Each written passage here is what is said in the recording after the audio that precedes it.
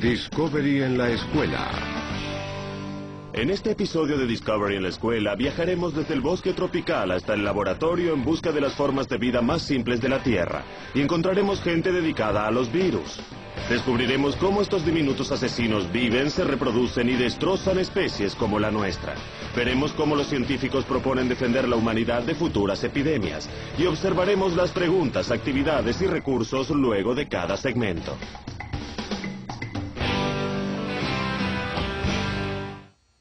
A continuación, preguntas de estudio y discusión para todos sobre los virus, primera parte.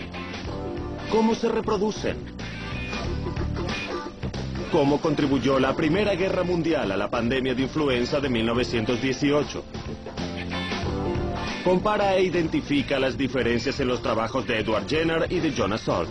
¿Cómo puede el éxito de estos virólogos convertirse en un ejemplo para los científicos modernos que investigan nuevas amenazas? Discovery en la escuela presenta ahora Todo sobre los virus, primera parte. Discovery en la escuela.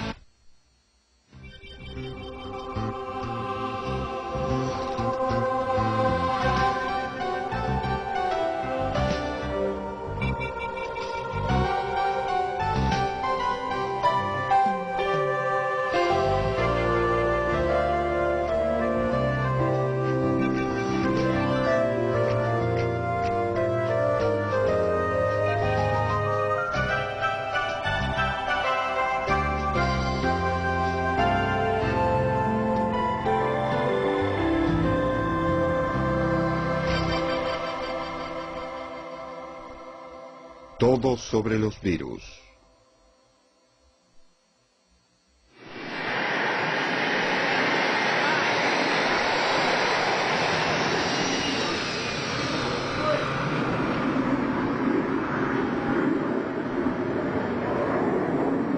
Estos médicos del ejército se están preparando, no para una guerra, sino para el estallido de un virus.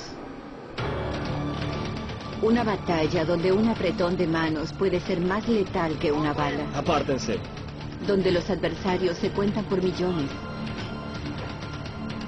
Donde nada es constante, pero el cuerpo está en juego. Los virus están en el margen de la vida. No podemos olerlos, probarlos, ni verlos, pero ellos están allí. Los asesinos más pequeños. En el aire, en el agua, en cada ser vivo del planeta. Son las formas de vida más diminutas y simples de la Tierra, aunque saben cómo entrar a nuestros cuerpos, secuestrar nuestras células, engañar a nuestras defensas. Los virus son antiguos. Algunos creen que más antiguos que otras formas de vida. Y son pacientes. Sin una célula viva para invadir, esperan en una forma cristalina en algún lugar entre la vida y la muerte. Algunos pueden esperar siglos. Su única meta es reproducirse. Los virus son todo voluntad. Cuando los virus están en el medio ambiente, son básicamente fragmentos de información genética envueltos en un código de proteínas u otra protección, vulnerables a todos los elementos en general, y a la espera del próximo ser vivo en el que puedan crecer para extenderse, infectarlo y propagarse.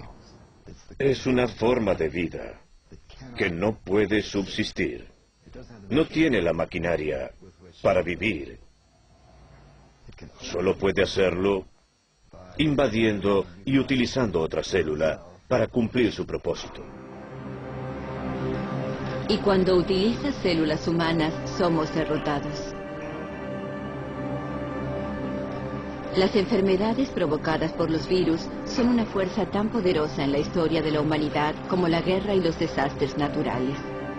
En el siglo XV los italianos la llamaron influenza porque creían que era provocada por la influencia de estrellas y planetas. La viruela apareció por primera vez en la literatura china hace 3000 años. Ha sido extinguida. Hay 7 clases diferentes de herpes. Una es la varicela. Lo más probable es que tengas herpes ahora. Al kuru se lo encuentra solo en tribus caníbales de Nueva Guinea.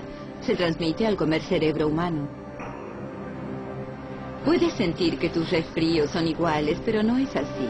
Hay cientos de clases de virus de resfríos. En tu vida quizás contraigas al menos 50. Y la lista continúa. Tan común como un resfrío, tan mortal como el SIDA. Los virus son el origen de muchas desgracias. Hay virus que se contagian en la oficina y otros que los niños traen al hogar desde la escuela que causan enfermedades menores. No diagnosticamos virus específicamente. Entonces, a menudo, los pasamos por alto y no les prestamos la atención que deberíamos. Siempre ha sido difícil identificar un virus. Los más poderosos microscopios solo pueden aumentar objetos hasta 2000 veces su tamaño. Revelan un mundo acuoso de bacterias y criaturas unicelulares, alimentándose, moviéndose, multiplicándose. Lo que no podían ver era el fantasma que destruía células con una magnífica eficiencia.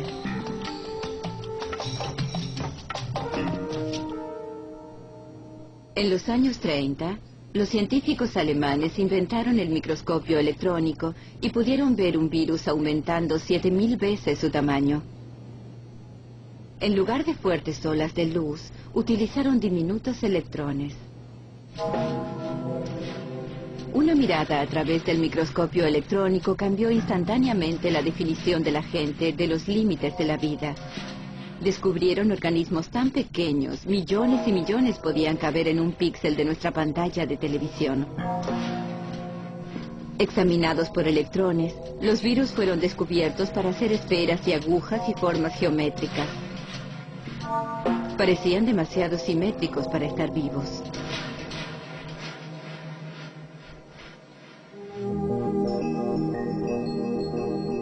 En las pantallas de las computadoras actuales, los virus parecen adornos de un árbol de Navidad marciano.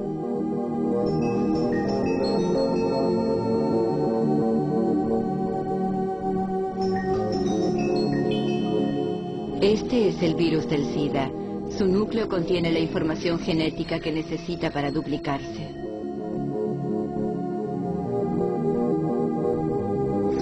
Es un envase de ácido nucleico, de material genético, envuelto en un paquete de proteínas que le permite utilizar una célula para su duplicación. Porque no puede funcionar independientemente, no puede multiplicarse independientemente. Los genes están protegidos por una cubierta delgada. La cubierta está sellada con moléculas que le permiten entrar en una célula y continuar su trabajo adentro. Hay ciertos mecanismos receptores que vienen juntos, se unen. No atacan, se unen. Se incorporan y utilizan el mecanismo celular para su propia multiplicación. Actúa como un parásito. Utiliza estos sistemas organizados para su supervivencia. La célula blanco no tiene que ser humana, ni siquiera animal. El virus del tulipán ha sido usado desde el siglo XVI para provocar la variación del color en tulipanes decorativos. Nada es demasiado pequeño para un virus. Entonces los naturalistas observan una pulga. Tiene pulgas más pequeñas que las en su víctima, y estas tienen pulgas más pequeñas que las muerden, y así hasta el infinito. Sí, hasta los gérmenes pueden contraer gérmenes. Un ejemplo, el bacteriófago T4, un virus que ataca a las bacterias. Se deposita, se acopla y empuja su ADN a través de la membrana celular. Una vez adentro, el ADN viral asalta a la célula y la fuerza a producir más virus. En minutos, la célula hinchada explota, liberando cientos de nuevos virus para infectar a otras células. En tiempos antiguos, la gente no conocía los virus y tampoco sabía que la última cosa que harían sería enfermarse.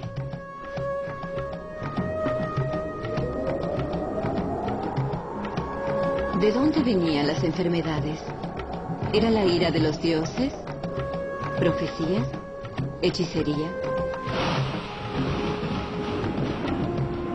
La gran peste roja que asoló durante las guerras del Peloponeso en el siglo V a.C. puede haber sido tifus o fiebre escarlata o sarampión. La viruela fue el flagelo de la Edad Media. Mató a cientos y dejó numerosos sobrevivientes desfigurados. Cuando los arqueólogos del siglo XX abrieron las tumbas egipcias, hallaron detalles que podrían haber sido de poliomielitis. Pero las enfermedades en el pasado estaban limitadas por el tiempo y el espacio. El mundo aún no había experimentado las epidemias globales a escala global.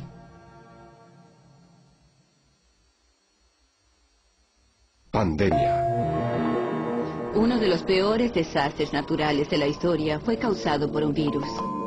La pandemia de influenza de 1918 golpeó a todas las ciudades de los Estados Unidos, derribando a la gente donde estuviera parada.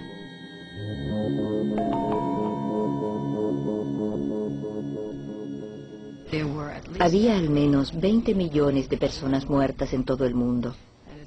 Y es probablemente la peor pandemia que el mundo haya conocido. Había más gente muerta por influenza que en la Primera Guerra Mundial.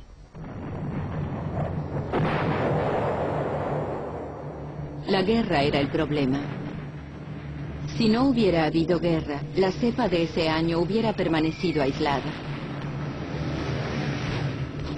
Pero cuando los aliados se encontraron en el norte de Francia para combatir con el enemigo, intercambiaron una cepa letal de influenza. Así comenzó.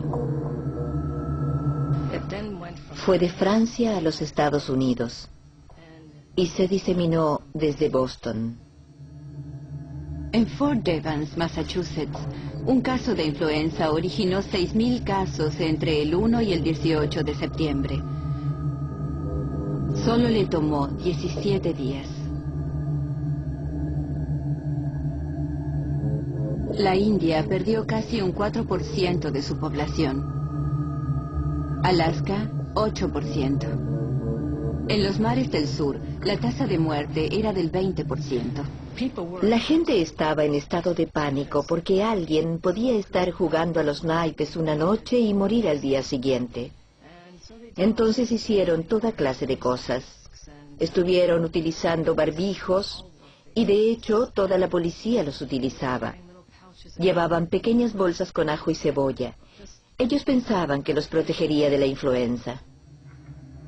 No tenían idea de que estaban dejando expuesto el lugar por el que la gripe entra al cuerpo, la nariz. No se sabía cómo manejar la situación. Y esto es algo que comenzó a surgir cuando llegamos a 1930, 1940 y 1950. En aquel momento había suficiente conocimiento y experiencia y el desarrollo de las técnicas que hicieron posible el avance. Nunca antes en la historia los médicos pudieron hacer tanto para preservar nuestra salud como en la actualidad. Y en casi todas las áreas médicas, el desfile de avances que beneficiarán a millones solo ha comenzado. Las vacunas se convirtieron en el sueño de los científicos. Prometieron librar al mundo de la enfermedad viral.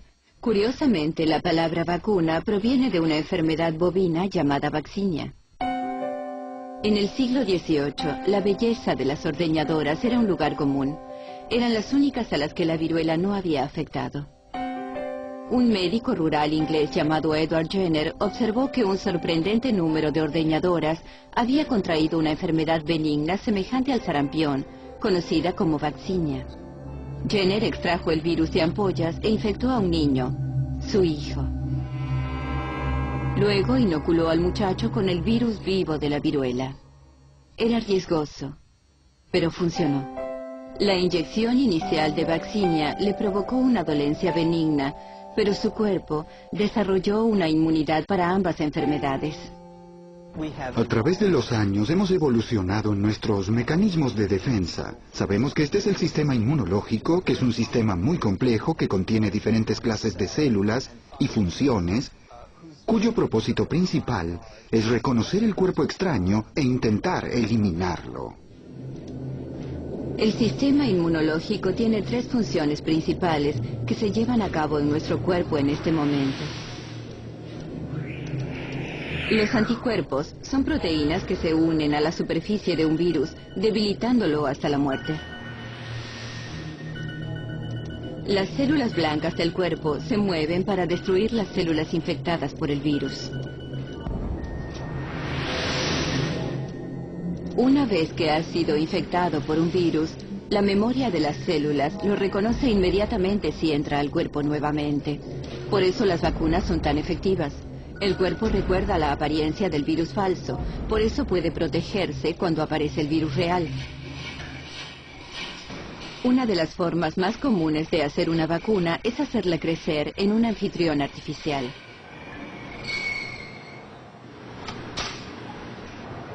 Los embriones de pollo son utilizados para desarrollar virus humanos como fiebre amarilla, sarampión, parotiditis e influenza. La influenza ha sido desarrollada en huevos durante muchos años. Es nuestra manera de producir virus. También pueden desarrollarse en tejidos de cultivo, crecen muy bien. Pero no podemos producir suficiente tejido para hacer las grandes dosis requeridas para uso industrial. Todos los años, el virus de la gripe se inyecta en huevos. Después de varias transferencias de huevo a huevo, el virus se habrá adaptado mejor a crecer en células de pollo que en células humanas. Cuando se inyecta en un humano, es como el enemigo que causa la inmunidad, pero no es lo suficientemente fuerte para provocar una enfermedad. El virus de la gripe ha encontrado su camino en el sistema inmunológico mutando, cambiando su apariencia. A veces solo cambia ligeramente. Otros años, el cambio es radical y no tenemos defensas. Algunas veces puedes conseguir una inmunidad parcial que te dará algo de protección. Pero tenemos lo que llamamos una transmutación. Es usual que tengamos epidemias importantes. Luego, el sistema inmunológico no reconoce la gripe porque no es similar a los virus que haya visto antes. ¿Cuánto puede cambiar un virus? Depende de cómo está hecho. Si tiene material genético en el ADN familiar doble hélice, entonces se mantiene bastante estable de generación en generación. En la reproducción, cuando un filamento de ADN se divide para convertirse en 2 filamentos de ADN, una clase de verificador controla la forma de las nuevas moléculas para asegurarse que las 2 copias sean idénticas. Los virus del ADN tienen un interesante sistema de copiado con el que pueden corregir sus errores. Su frecuencia de interposición es baja. Los virus del ARN no lo tienen. Esto explica por qué son tan variables. Cambian todo el tiempo. Lo que explica por qué la vacuna para un virus del ADN como la varicela funciona década tras década. Mientras cada año necesitamos una nueva vacuna para virus del ARN como la influenza. Esta librería congelada es la colección del Dr. Herlocker de cepas de gripe que se han desarrollado a través de los años. Estos virus no están muertos, solo dormidos. Cada frasco representa un año diferente, una cepa distinta. Si descongelaras y respiraras la cosecha de influenza 1980, probablemente te enfermarías. Algunas cepas de influenza son mutaciones espontáneas. Otras epidemias pueden ser rastreadas hasta patos y cerdos. Terminan con nombres como influenza del cerdo, o influenza de Hong Kong, o influenza asiática, porque a menudo provienen de países donde la gente vive muy cerca de sus animales. La influenza tiene la ventaja adicional de pasar de una especie a la siguiente. Cada vez que esto ocurre, la cepa cambia. Y esto significa trabajo para los científicos de la Organización Mundial de la Salud y el Centro de Control de Enfermedades, o CDC, en Atlanta. Todos los años es una carrera contra el tiempo. ¿Laboratorio del CDC de observación de influenza? La información se recopila en centros de vigilancia en todo el mundo y se utiliza para predecir cuál es la próxima cepa. Una vez determinada, una nueva vacuna se desarrolla con la esperanza de llegar a tiempo.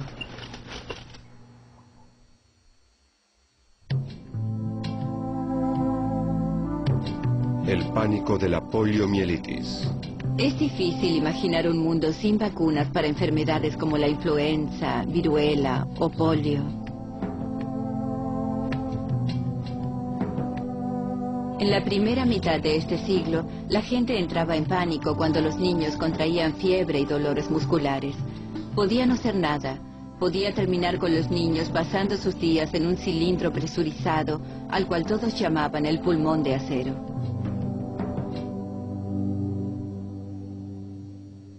En mi época, estaba muy consciente de los efectos de los virus. En 1916, por ejemplo, 2 años antes de mi nacimiento, hubo una epidemia de poliomielitis severa en los Estados Unidos, sobre todo en Nueva York. Y luego, nuevamente en 1918-1919, tuvimos una epidemia de influenza grave. Y en ambos casos el efecto fue devastador. Por supuesto, yo era muy joven para entender el significado, pero recuerdo los cuerpos retorcidos y los ataúdes.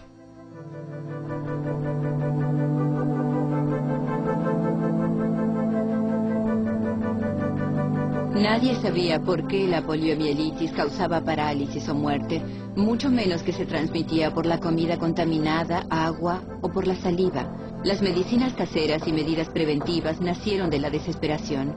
Cuando la poliomielitis atacó a F. D. Roosevelt después de nadar en un lago congelado, la gente especuló que el agua fría podía ser la causa. A fines de 1940, el joven Jonas Salk estaba en camino de convertirse en el héroe de los padres del mundo moderno. Dediqué toda mi vida a ser médico. Ese es el camino que elegí para practicar la medicina.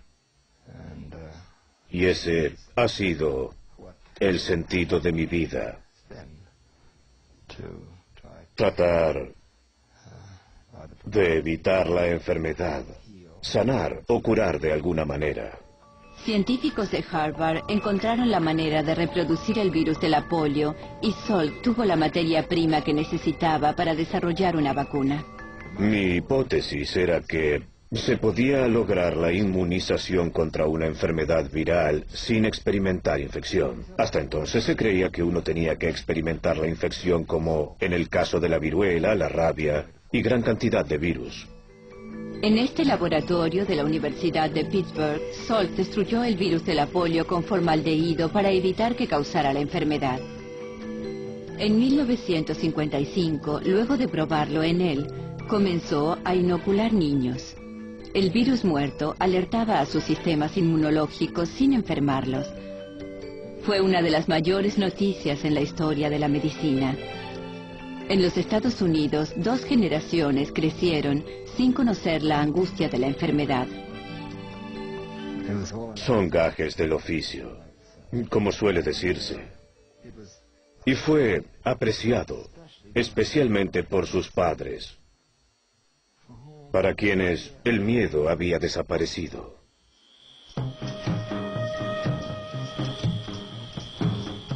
De regreso en 1935, un bacteriólogo llamó a la batalla contra la enfermedad la última aventura genuina del mundo. Todos los dragones están muertos y la lanza descansa oxidada en el rincón de la chimenea. La única propuesta deportiva que permanece es la guerra contra estas feroces criaturas que están al acecho en los rincones oscuros y merodean entre los cuerpos de ratas, que vuelan y reptan con los insectos y acechan nuestra comida y bebida y hasta en nuestro amor.